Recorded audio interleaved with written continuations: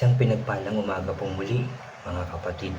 Tayo po ay makakapakinig na naman ng salita ng ating Diyos.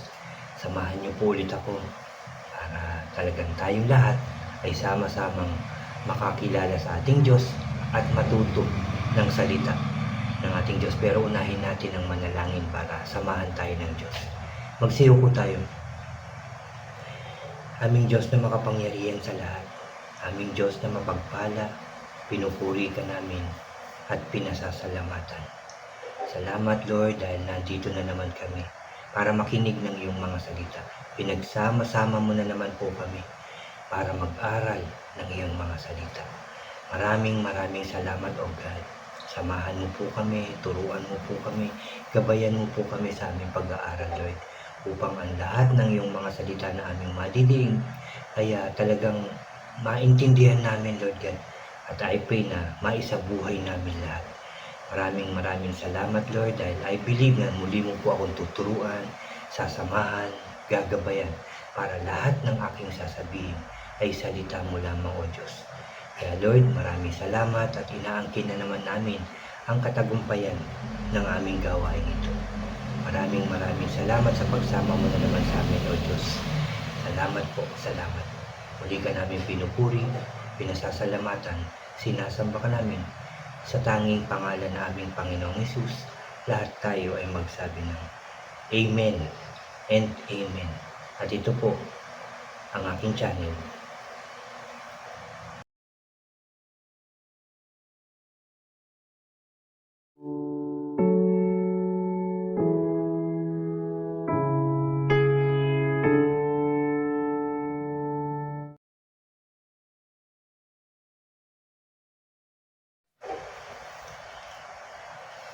Hello po ulit mga kapatid, ulitin ko lang isang pinagpalang umaga pong muli sa inyo at sa ating lahat. Bago po ako magsimula ng aking isi-share ngayong umagang ito, ini-invite ko po kayo na mag-subscribe.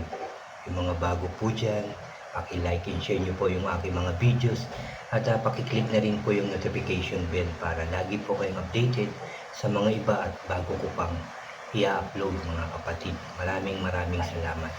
Kahapon i-share ko sa inyo yung about sa pananampalataya na kagaya ni Abraham, itinuring siya ng Diyos na matuwid, hindi dahil sa kanyang mga mabubuting gawa, kundi dahil siya ay sumampalataya sa ating Diyos.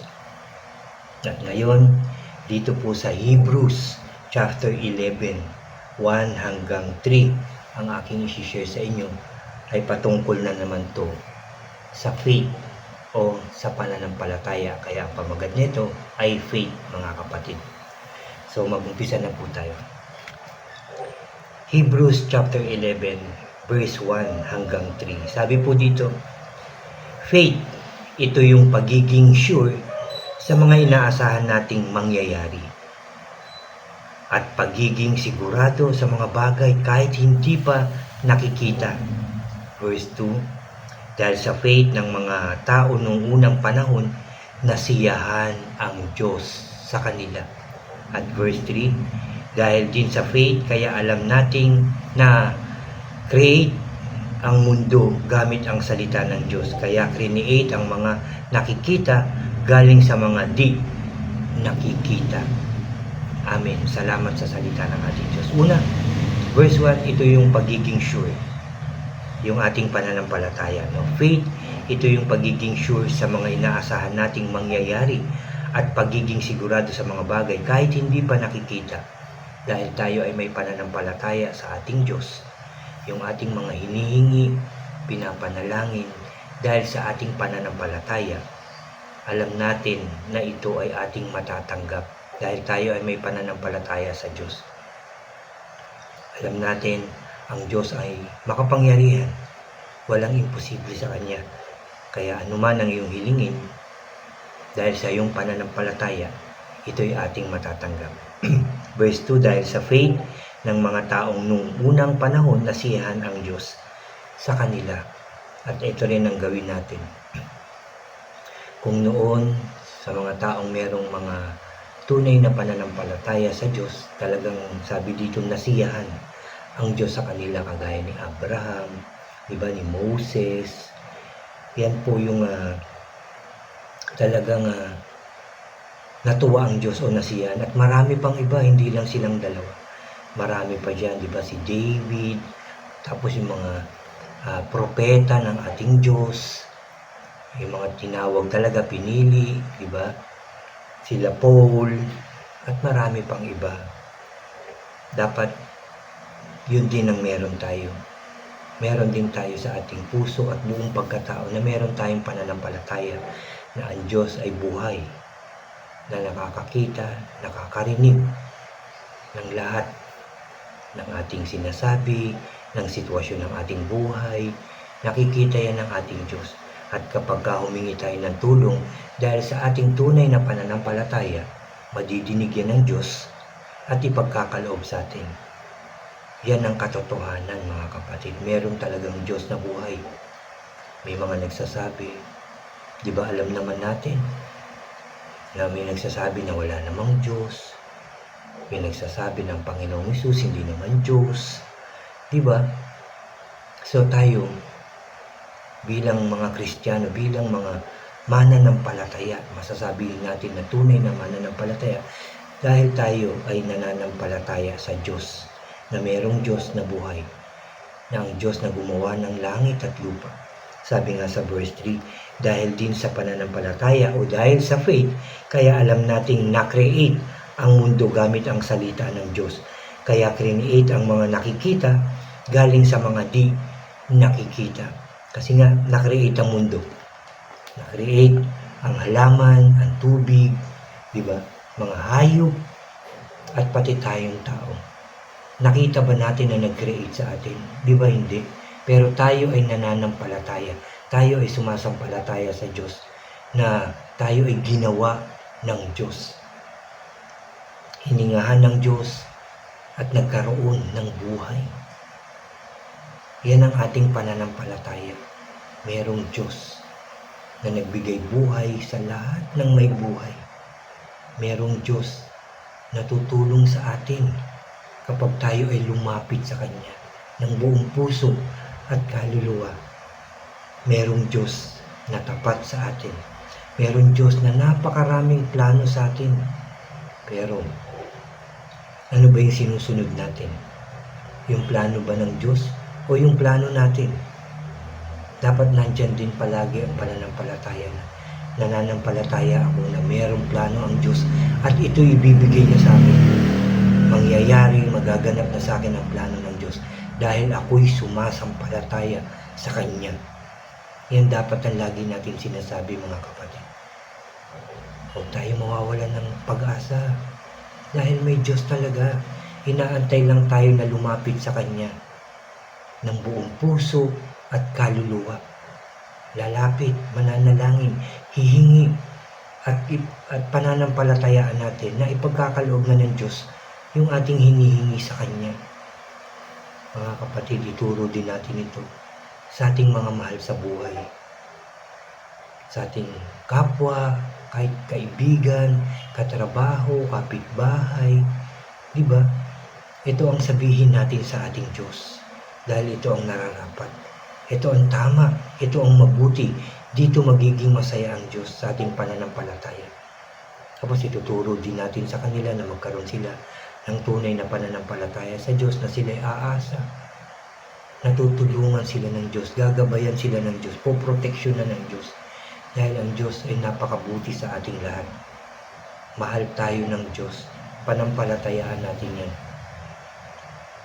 Na kung ikaw ay lalapit sa Diyos, magbabalik loob, mananalangin, hihingi ng tawad, at pananampalatayaan na nadinig ka ng Diyos at patatawarin ka niya at ibibigay ang iyong mga hinihingi. Pananampalataya, mga kapatid. Tunay na pananampalataya. Yan ang kailangan ng bawat tao. Kailangan natin ito, lalo-lalo na sa mga araw na ito. Malapit nang dumating malapit nang bumalik ang ating Panginoong Hesus. Kailangan ng pananampalataya mo ay malaki. Paano magiging malaki? Hihingi tayo ng pananampalataya, ng totoong pananampalataya, at dagdagan ng Diyos ang ating pananampalataya sa Kanya para matanggap na natin yung mga bagay na hindi pa nabibigay ng Diyos sa atin. Dahil alam ko, marami pang gustong ibigay ang Diyos sa atin. Marami pang gustong gawin ang Diyos sa buhay natin, sa ating pamilya, sa ating bansa.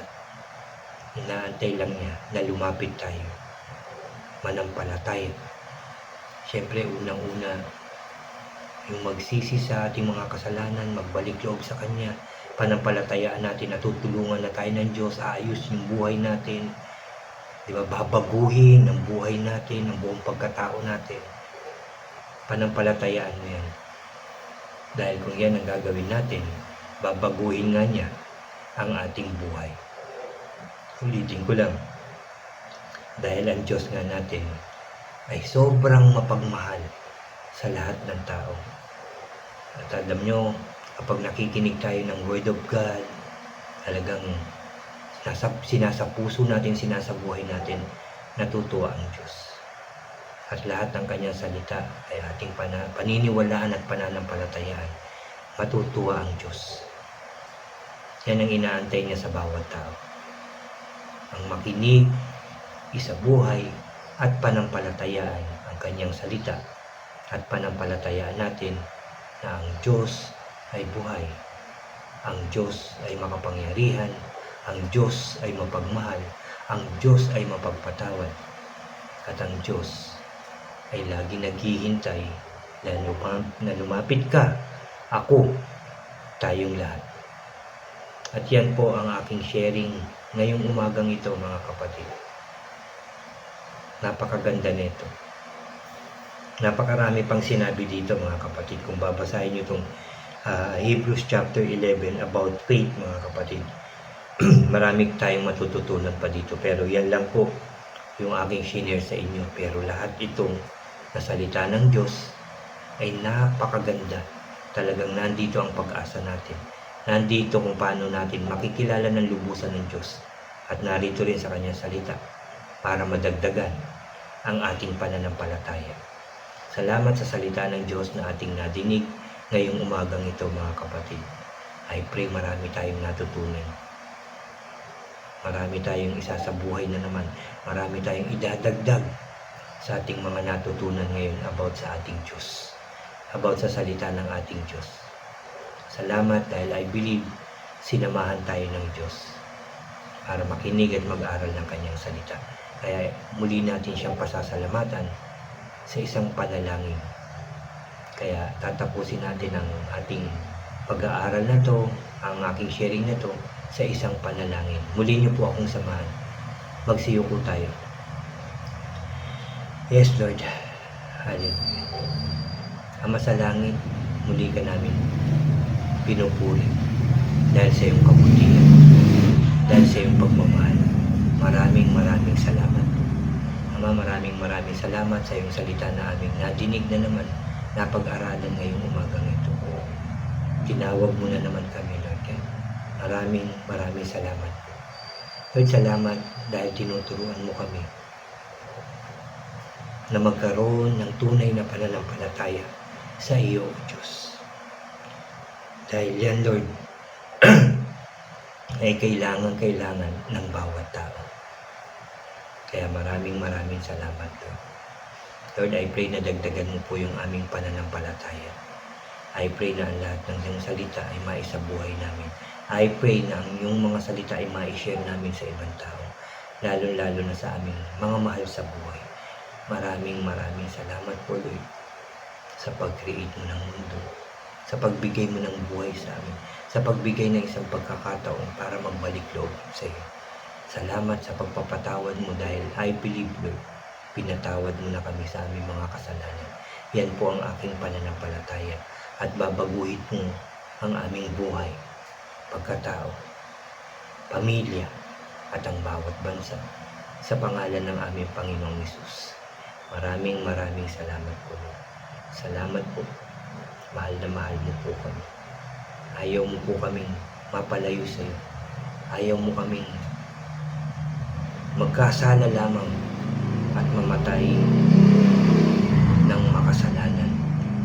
hindi man lang nakakahingi ng tawad sa iyo. Salamat, Lord, sa pagkakataong pambinibigay mo sa akin at sa mga taong nakikinig ng iyong mga salita. Maraming salamat, Lord.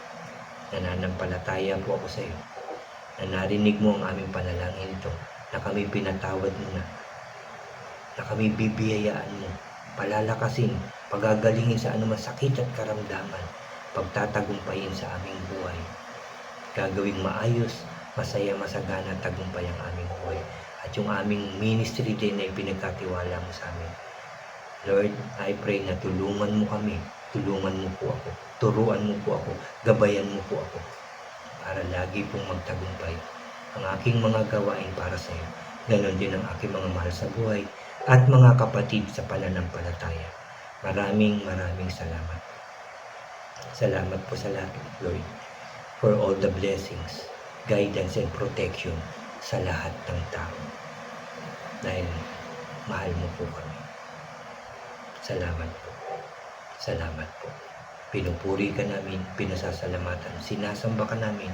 Sa iyo lamang, O Diyos, ang pinakamataas na papuri at pagsamba sa tanging pangalan na aming Panginoong Jesus, na aming tagapagligtas.